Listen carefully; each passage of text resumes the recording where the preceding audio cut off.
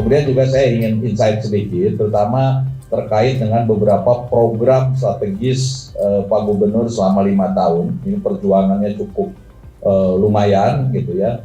Jadi beberapa keberhasilan kita bisa contohkan, ada 530 penghargaan ya di Jawa Barat ini dalam kurun waktu hampir 5 tahun.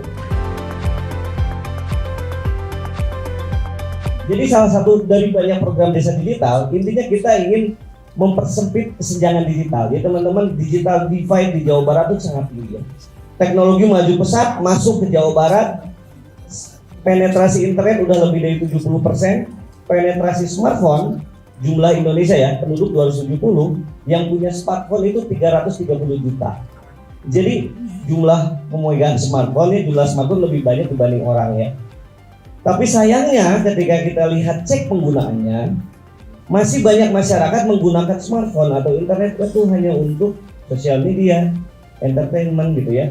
Sangat sedikit yang menggunakan untuk hal-hal yang bisa meningkatkan kapasitasnya. Menggunakan untuk pendidikan, menggunakan untuk ekonomi, nah itu masih sangat sedikit. Dan penetrasi internet itu masih terkonsentrasi di kota. Nah, ide desa digital adalah bagaimana kita mendekatkan teknologi, tidak hanya akses, tapi juga kontennya. Bagaimana teknologi bisa mengangkat kehidupan dari masyarakat kita di desa gitu ya. Gimana caranya internet itu bukan cuma jadi bahan penyebaran hoax ya, tapi bahan menjadi peningkatan indeks literasi kita gitu ya, dan indeks literasi ekonomi kita.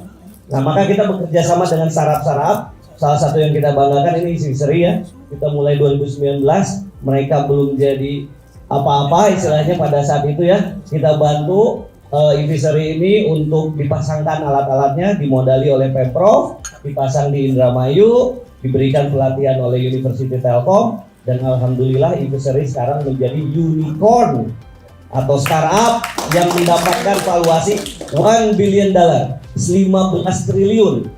Itu pertama di Indonesia ya, yang lokasinya bukan di Jakarta. Dengan Invisory dia membuktikan orang Bandung, asli Bandung, kantong di Bandung, orang Jabar ya, bisa mempunyai bisnis dengan skala $1 billion.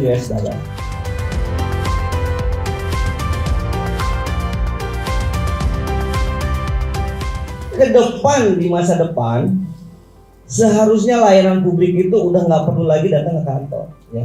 Kita harusnya melihat kantor-kantor pemerintahan, pusat-pusat layanan itu sepi dari antrian karena warganya mengakses semua layanan dari rumah seperti di Estonia. Estonia itu sebuah negara yang tahun 90 lebih miskin dibanding Indonesia. Saat ini income per kapitanya 40.000 per tahun income per kapitanya. Artinya berapa? 600 juta per tahun. Ya 60 jutaan lah ya, 60-50 juta per bulan, mengalahkan Indonesia ya. Salah satu kuncinya adalah digitalisasi gitu ya. Karena program-program digitalisasi tadi ya, sekalian ada 10 strategi tadi ya.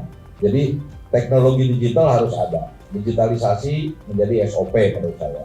Kemudian juga kemudahan pelayanan ini kunci juga dalam rangka penerimaan pajak. Kemudian juga kecepatan, ya harus ada speed di situ, ya. Jadi responnya gimana nih? Jadi jangan sampai sekarang layanan pajak kita mau bayar pajak, tapi harus balik lagi ke kantor induk dan lain sebagainya. Ya, kontribusi PAD kita juga ada gambarannya. Ya kita naik terus dari kontribusi PAD ya terhadap struktur APBD hampir 57%.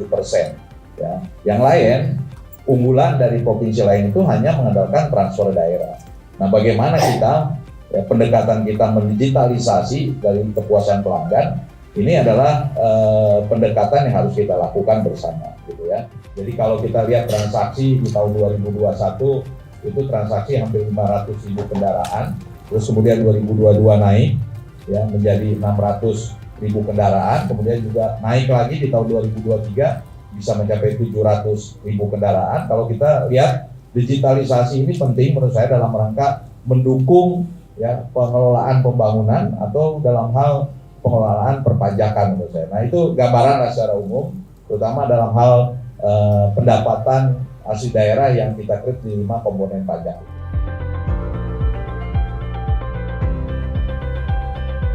Dan ini salah satu success story kami ya, berkolaborasi dengan dinas adalah dengan Bapenda. Kita di Sapa Warga salah satu menerbitkan layanan perpajakan.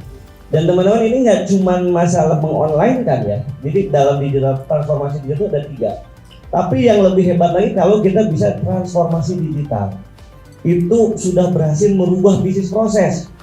Nah ini yang salah satu dilakukan. Sebelum zaman Pak Dedi 17 langkah dalam melakukan pembayaran pajak di Sambara itu. A, B, C, D, ada 17 lah sampai ujungnya bayar dapat, itu pun harus masih ngecap. Di Sambara berubah tinggal 5 langkah saja dalam membayar pajak. Kita memotong 12 langkah itu baru transformasi.